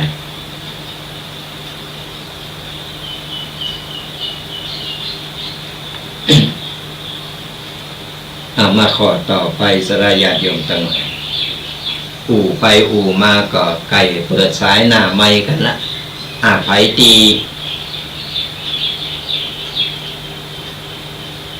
ใครอู่ใครก็สามารถจดเบอร์โทรกันเอาไว้นะ0826112245ก็โทรมามากันหลังจากที่ว่าเปิดซ้ายหน้าไม้กันแล้วตอนนี้อู่ไปอู่มาก็14ข้อที่ผ่านไปเหลือ5ข้อก็จะได้พูดได้จะได้ขยายความกันต่อพอนาฬิกาแล้วเหลือครึ่งชั่วโมงก็เปิดสายหน้าไม้สดาญาติโยมได้ได้กันดีกว่าตัวเจ้าอู่ไปอู่มาก็เสียงแห้งเหมือนกันนะเสียงไข่แห้งตะคืนก็ฉันยาไปนะกันไว้ก่อน พอรู้สึกอากาศมันเปลี่ยนแปลงไปโทรมาอู่มามาตังมาตายกันนะสดาญาติโยมทั้งหลายตอนนี้เขาเปิดสายหน้าไม้กันแล้ววันนี้เป็นลุกบวยเนาะ จะเริ่มต้นเจ้ามาแล้วเจ้ามาแล้ววันนี้ตรงเวลาเป๊ะหน่อยกดเสียแทบเจ้า เอาว่าโกเซชั่นมาคลองแช่มาตลอด วันนี้นะเจ้าเจ้ามาโอ้ยฝ่ายมาเสียงค้อนมาหน่อยค้อนละ เริ่มฮอดแล้วเนาะตอนเจ้าเย็นๆอยู่นะแล้วตอนนั้นฝนตกก็ระว่าตะคืนเนี่ยแบบตกเจ้าที่เขาแบบตกตะเกียงหายเนาะเชียงรายก่อนนักแล้วก็ประบาดโดยตรงตั้งรีบคือปะโต๊ะนะแต่ปะสร้างนี่ปะโต๊ะมีกันลมแต่แกถ้าลมมันพอมีกันลมมาก็มอกได้ไอเย็นมาให้หน่อยนึงแต่เราตายจากวันเนาะหน้ากากใบบ้านนี้จะฮอดก็พอแล้วพอแสงตะวันมันกำลังขึ้นมาเนี่ยโอ้เริ่มฮอดแล้วต้องดูฟังแม่เจ้าจะไปงานพระพันธ์เพลิงศพเจ้ามึงเราเขาอนุโมทนาบุญตัวอนุโมทนาบุญตัววันนี้ฟังชัดเจนดีเนาะค่ะดีค่ะเนี่ยสาระแน่ทุกเจ้าในตึกเนาะอย่าข้างกันหาคอเนอะว่าคงแบบหูเบาเนาะคงแบบหูเบาจะไปหูเบาก็คนบะเก่าก็ฝาเนี่ยก็ใส่ตุ่มหูใส่อันใหญ่ไปก็หูเบาเจ้าต้องตัดตามนี่มันไม่มีมันจะลดเสียไม่ได้ต้องมาขอยืมตัดมาขอเจ้าตังมันมีกูแบบบัดเดียวส้มหนักเนอะบัดเดียวมาตั้งเป็นอะไรแกล้งไอ้คอเซ็นเตอร์บัดเดียวมาตั้งเป็นจดหมายมีคุดมีฮุบคุดฮุบอย่างไม่ต้องระวังต้องระวังกันตัวบัดเดียวนี้คนเราคนแก่เนี่ยโอ้ลำบากอยู่บ้านคนเดียวอนุโมทนาบุญเนอะบุญรักษาเนอะเจริญพรมาแล้วแฟนพันธุ์แท้โอ้คนของแช่มมาวันนั้นประสิทธิ์แช่มไปวันวันนี้เปิดสายหน้าไม้ปุ๊บมาปั๊บก็โทรกันเข้ามาเนอะ0826112245ฟังอยู่ตั้งใดตะคืนฝนตกบ่ตกอย่างไรรายงานกันมากันมาเอ่ยกันอาจจะได้งูจักมักจีกันไว้ผ่านไปผ่านมาก็จะได้เอ่ยหากันได้บางทีอาจจะไปฝากต้องไว้พอง เพื่อได้ผ่านไปตั้งคนตั้งเพศฟังอยู่ตั้งใดโทรกันเข้ามาเนอะ0826112245รอฟังกาตุเจ้าอย่างเดียวก็บ่ได้ต้องเฮาต้องฟังกษณะญาติโยมอีปออีแม่ปออุ้ยแม่อุ้ยตัวฟังแล้วเป็นได้เนอะหาสาระเป็นได้พองรายงานกันสุขภาพเป็นอย่างใดมีเวลามีโอกาสก็จะได้ไปแวะเวียนไปเยี่ยมไปหาพองจะได้หูจักมักจีเป็นกัลยาณมิตรดีต่อกันข้ามภพข้ามชาติก็โทรกันเข้ามาได้เนอะ0826112245ก็ติดตามลามต้อยกันไปเนอะบาดีละบาดีลืมบาดีควางกันกับรายการธรรมะกับยองกับตุเจ้ายองป่าสร้างฟังธรรมะสบายสไตล์ตุปีแดงวัดมะกอกนี่ฟังเข้าใจง่ายกันง่ายกันเองไม่ต้องไปรักการหนักต้องไปใจซับอย่างที่มันยุ่งยากตีอิมพออีเมเป็นโกบางคนก็จะประตูเจ้าก็บอกว่าจะใจกรรมอย่างได้ไม่ต้องไปเก่งต้องไปโกขนาดนั้นกันแบบสบายแบบบานๆของเฮานี่แหละเข้าใจง่ายดิก็โทรกันเข้ามาแล้วก็ติดตามลำโตยกันไปฟังอยู่ตั้งใดอาจจะเป็นทาง Facebook YouTube หรือว่าช่องไลน์กลุ่มต่างๆตีกดไลค์กดแชร์กันไปหรือว่าคอมเมนต์มาทาง Facebook ของทางตุบีแดงก็ได้สะดวกตั้งใดก็ได้หรือว่าฟังวิทยุเครือข่ายตั้งใดฟังอยู่ตั้งใดก็โทรกันเข้ามาเฮาก็จะได้รู้ว่าประเดี๋ยวนี้มีสถาญาติโยมมีปออีแม่ปออุ้ยแม่อุ้ยฟังอยู่ตั้งใดมีเครือข่ายไปถึงไหน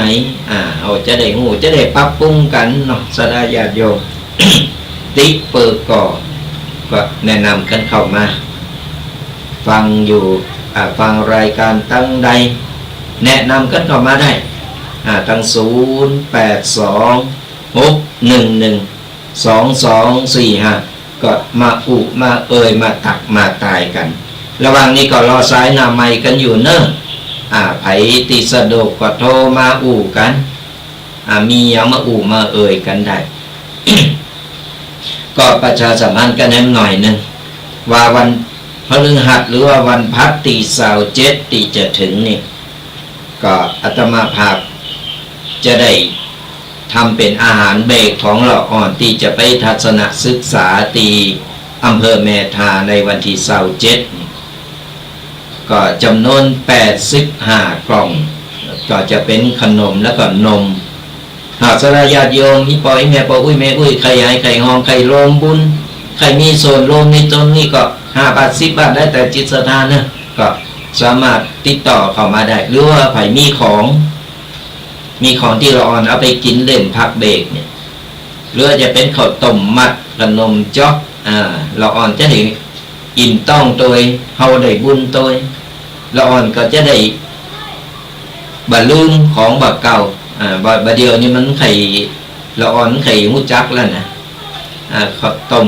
มัดข้าวต้มกล้วยก้าอะไรอย่างต่างๆนานาที่มันสามารถพกพาได้เอาไว้ให้เราอ่อนไว้กินระหว่างตีไปศึกษาดูงานไปทัศนศึกษาเป็นการส่งเสริมให้เราอ่อนได้เปิดวิสัยทัศน์กว้างๆก็ติดต่อกันบ้านได้เบอร์โทรนี้แหละ0826112245ก็จะได้จำนวน85 ชุดก็ติดต่อกันมาได้นะขออนุญาตรับสายเจริญปอนโยมแม่ลีเป็นได้พอวันนี้อากาศเป็นได้วันนี้บางวันก็ดีบางวันก็ดีนะครับวันนี้รู้สึกเสียงใสหน่อยเจ้าเริ่มจะมีเป็นวันเป็นบางวันเนาะตามลมตามแรงมานะฟังทุกปีแล้วสุขใจฟังแล้วก็สบายใจฟังธรรมะนะทุกข้อนี่โอ้โหเป่งๆเลยชัดเจนดีเนาะฟังตั้งแต่เช้าแล้วค่ะแล้วอากาศในวัดตะคืนนี่ฝนตกบ่มีค่าลมก็บ่มีฝนก็บ่มีต้องเป็นลมลมออกลมมาเป็นละลอกเป็นหาเป็นหาลมเฟสว่าไอ้ห้วยต้มน่ะตกหนักบางเลยต้มนี่ตกหนักเลยเนี่ยบางทีก็คือมันฝนลงฤดูมันหลายตีมันตกแบบโทฟ้าแต่ว่าก่อนตกดีตกดักก็ดีมันจุ่มเย็นมาหน่อยไม่ได้น้องลมเนาะนั่นแหละเป็นกำลังใจให้แน่ติดตามลำต้นกันไปเป็นกำลังใจกันไปเนาะดูแลสุขภาพตัวเนอะอากาศแล้วติดเต้นสาธุว่าบุญรักษาโยมแมลีอันนี้ก็FCเพิ่นเคยมาหลายหลายนี่เพิ่นติดตามลำต้นกับไปตลอดเพิ่นมาหาถึงวัดเพมีการมีบุญมีการอะไรอย่างเพิ่นบักขาดบักเคยขาดกันก็เป็นแฟนพันธุ์แท้ FC กันไปโทรกันเข้ามาเนอะ0826112245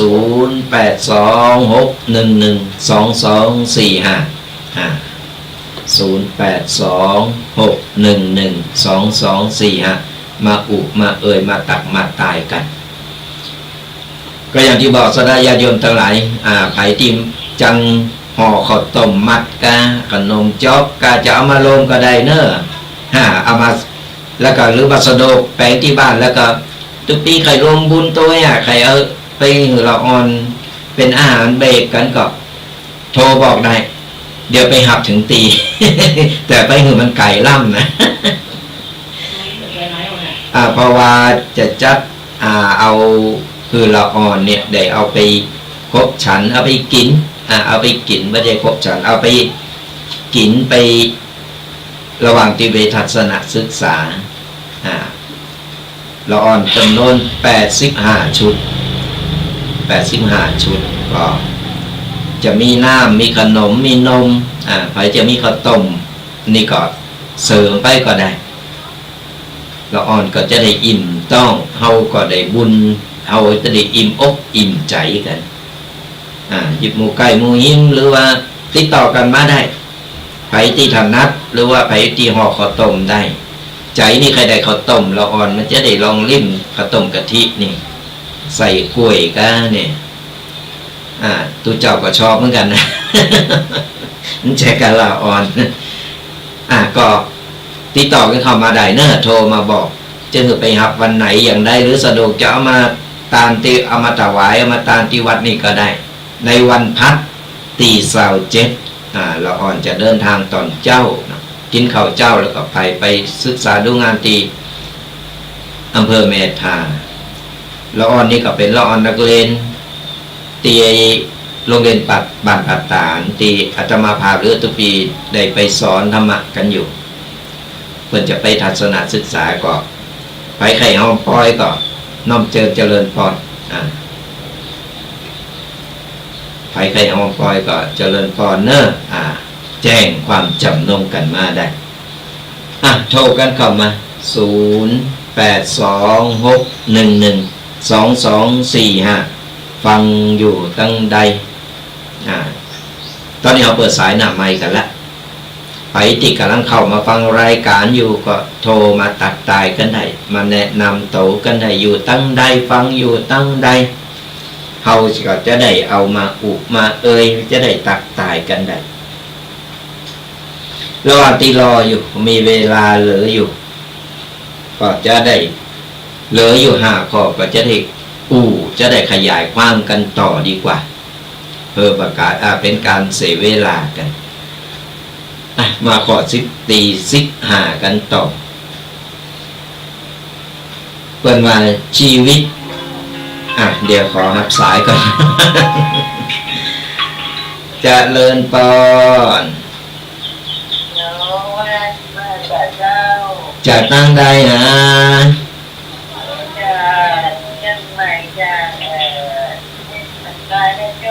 สันทรายแม่โจ้มาแล้วเป็นได้ทั้งปูนอากาศอากาศดีเจ้าอากาศอากาศเย็นดีเนาะฝนบ่ต้องเนาะแต่คืนบ่ต้องเช้าบ่มีฝนเลยเจ้าบ่มีฝนบ่มีลมเนาะอากาศดีธรรมะนี่จะเยอะและมีสติเป็นใจดี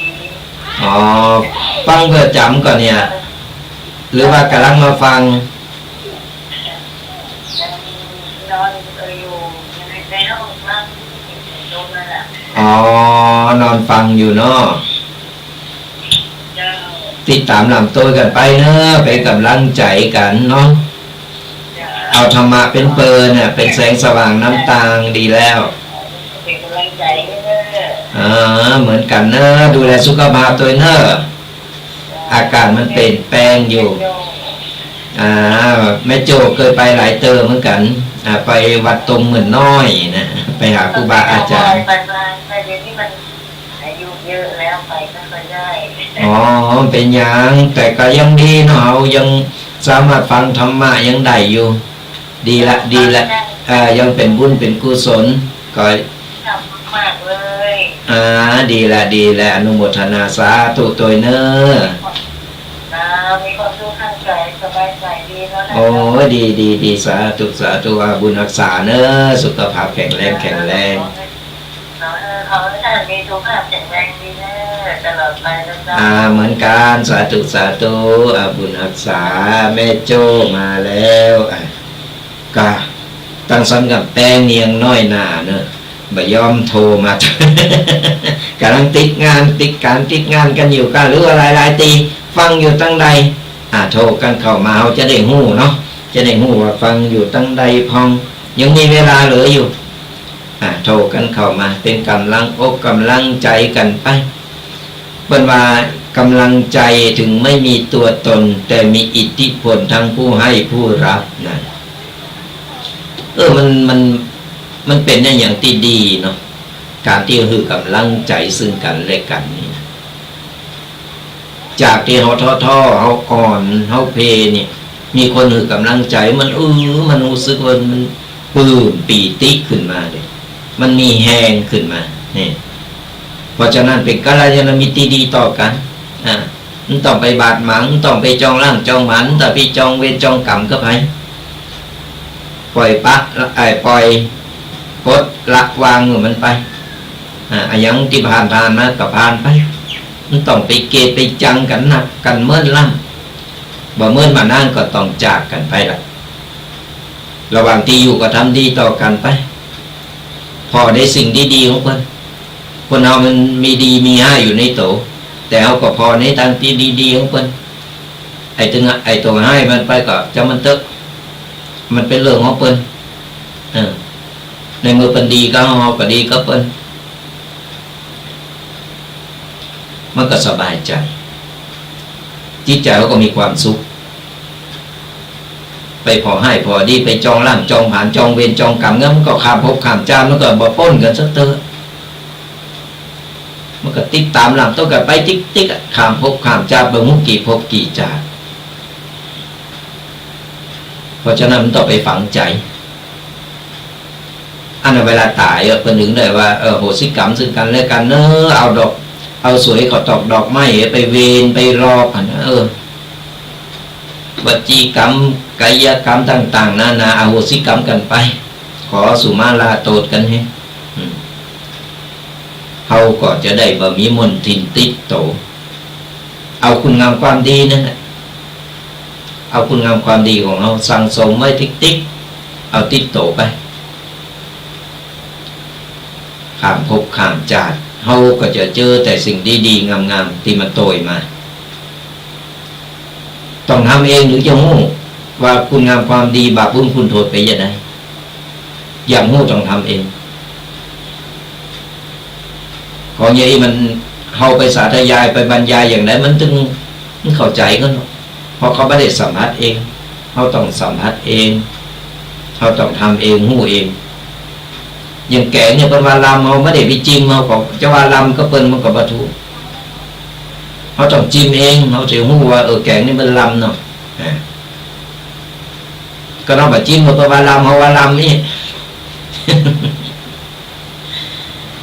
มันต้องหู้เองทำเองสัมผัสเองโทรกันเข้ามา0826112245วันนี้ใครก็สลายญาติโยมยี่ปอยแม่คือมีโทรมา โทรมาตักมาตายกันได้เลยหู้จักกันไว้ตั้งจอมต้องฟังอยู่กะไปทางใดวันติดที่แล้วนี่วันเสาร์ที่แล้วนี่โอ้เพิ่นโทรมาจ้อยและ FC วันนี้ FC หายไปหลายคนฟังอยู่ก็โทรกันเข้ามาหรือว่าติดงานกันอยู่มีงานกันก็บอกกล่าวกันมีอย่างก็มามาเราสู่กันฟังอย่างก็ตามก็ได้ได้คนนี้มันเป็นการที่ผ่อนคลายเป็นการระบายที่ว่าได้สนทนาธรรมมันมีความสุขคนฟังก็มีความสุขคนสนทนากันก็มีความสุขมันหลากหลายพอจิตใจเราฟังธรรมะแล้วจิตใจของมันแบบล้นเล่ไปทางอื่นได้บุญได้กุศลได้ความหู้ต้นอันใดที่มันเดียวก็ก้อนใกล้กันเอาไปสอนลูกบอกหลานไปแนะนำกันไปตีพอทาง Facebook YouTube หรือว่ากลุ่มไลน์ก็กดไลค์กดแชร์เนี่ยเป็นการแชร์ธรรมะธรรมะเขาก็ได้บุญได้กุศลไปตัวนี่จึงไปเผยแพร่ธรรมะอย่างใดนะก็กดไลค์กดแชร์นั่นง่ายจะไปธรรมะเหมือนตุเจ้าเขาประจางเขากดไลค์กดแชร์กดติดตามแนะนำไปหรือนำไปปฏิบัติเขาก็จะได้บุญได้กุศลตัวสั่งสมไปวันละนิดละหน่อยสั่งสมบุญกุศลนี่สดาญาติโยมปัจจัยว่าเอาไปบอกบุญบอกแนะนำไปแล้วมันจะหายไปเอาบุญเราจะหายมันปัจจัย แต่เอายิงหือเขาก็ยิงได้ยิงหือธรรมะคนเนี่ยเป็นการหือตาดีสูงสุดเลยเป็นการหือตาที่ดีที่สุดการหือธรรมะกับคนหือข้อคิดกับคนนี่นะก็แนะนำกัน ติดตามกระลำโต้ยกันไปกดไลค์กดแชร์ฟังอยู่ตั้งใดก็โทรกันเข้ามาได้มาอุมาเอ่ยกันเป็นกำลังใจซึ่งกันและกันไปครูบาอาจารย์หลายรูปหลายตนเพิ่นก็เอาปฏิญญาต่างๆเอาข้อคิดต่างๆคติธรรมต่างๆมาอุมาเอ่ยกันเขาก็ฟังกูรูกูตนนั่นแหละเป็นกำลังใจกันไปแล้วก็เขาก็ก้อนใกล้เอาอันใดดีอันใดงามที่มีสาระที่พอจะนำไปปฏิบัติเขาก็เอาไปอันใดบดีบางามที่บอกไม่สาระยังได้เขาก็มัมหมึกเอาไว้ไม่ต้องไปอู้ ก็โทรกันเข้ามาเนอะยังมีเวลาเหลือประมาณ10 นาทีก็ยังมีเวลากันอยู่ฟังอยู่ตั้งใดก็รายงานโตกันไปก็ฝากกันเนอะสาราญาติโยมทั้งหลายฝากกับรายการธรรมะกำยองกับตุเจ้ายองป่าสร้างที่UFFอยู่นี่ก็คือพระประพันธ์หรือว่าง่ายๆห้องง่ายๆก็ตุปีแดงวัดบักกอกนี่ก็ได้มามาเอ่ยก่อนมาติดการติดงานที่ไหนเขาก็จะได้มามาเอ่ยมาเป็นกูเป็นกิ้งกันนี่แหละแต่ก็บางวันบางทีติดงานก็ไม่ได้มีเวลาเว้นได้มามาเอ่ยกันแต่ก็ยังกึดตึงหากันอยู่นะอยู่ในใจเสมอนะกับเพื่อนว่า เดี๋ยวถูกเจ้าห้องเพลงให้หมดเป็นกำลังใจกันกันโหนโหกันโมนสราญาติโยมทั้งหลายกันแบบสบายสไตล์ทุกปีแดงวัดบักกอกฟังธรรมะกันเล่นไปพองฟังธรรมะไปพองเอาปกิณกะมาเล่าสู่กันฟังพองนี่ก็เป็นเป็นกีมอย่างที่บอกเรื่องสุขภาพร่างกายประเดี๋ยวนี้เริ่มห้อนมาละแดดออกมาก็เริ่มห้อนแล้วอากาศมันเปลี่ยนแปลงหลายฤดูในวันเดียวนี้นะเพราะฉะนั้นสุขภาพร่างกายอย่างที่บอกนั่นแหละสำคัญที่สุดไปหือร่างกายของเฮาผุพังก็เปรียบเหมือนบ้านเจ้าเนี่ยเฮามาเจ้าบ้านเพิ่นอยู่หลังเนี่ยหลังแรกแล้วก็หลังสุดท้ายเดียวจะอยู่นี่เฮาต้องดูแลสุขภาพต้องดูแลบ้านเจ้ามันดีก่อนบ้านมันผุพังไปเฮาก็อยู่บ่มนอยู่บ่สบายแล้วนี่เพราะฉะนั้นสำคัญที่สุดบาดเจ็บบาดป่วยถือว่าเป็นลาภอันประเสริฐกันเจ็บไข้ได้ป่วยมาแล้วมันไม่ใช่เป็นอย่างเดียวนะก่อนมาโรคนึงก็เอาละเริ่มโตยมาละมันมาเป็นเส้นเป็นสายความดันเบาหวานโรคเก้าโรคสารพัดแต่โชคดีอย่างอาตมาภาพไปกดสุขภาพผู้ปีปกติมันจะเป็นเจ้อหรือเป็นกรรมพันธุ์ก็มันก็บาดใจเพราะว่าโยมพ่อโยมแม่เป็นเสียไปแล้วเนี่ยเพิ่นก็เคยมีโรคประจำตัวอาตมาภาพหรือปีอายที่ผ่านๆมาก็บ่มีโรคประจำตัวกันสักคนก็โดยอายังเฮาก็บ่ฮู้แต่ดีแน่ๆก็คือบุญเก่าที่เราได้สั่งได้ทำเอาไว้มันทำเหมือนเอาเนี่ย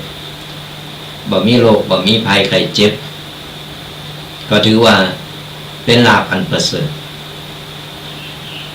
แต่ภัยที่เป็นอยู่ก็เป็นกำลังใจเงินนะเป็นกำลังใจเงินมันก็ไปตามเหตุและกับปัจจัยของมันเองของอย่างอี้ไผก็บ่ฮู้ว่าอันมันเนาะว่าจากที่แล้วเราได้ไปสร้างไปทำไปอย่างไว้ก็ถือว่ามันเป็นกรรมเป็นนี่ของเฮาไปก็ว่ากันไปมันต้องไปท้อมันต้องไปน้อยใจก็ถือว่าเฮาอยู่มาป่านนี้ก็ถือว่ามันเก่งแล้วนะ ขึ้นรัก50ขึ้นไปแล้วนี่ถือว่าเกิ่งคนขึ้นไปแล้วถือว่าคุ้มแล้วบางคนยังละเอียดละอ่อนยังบ่ถึงเติมเนี่ยแต่นี่เขาประคับประคองชีวิตเขามาจนถึงป่านนี้ก็ถือว่ากำไรแล้ว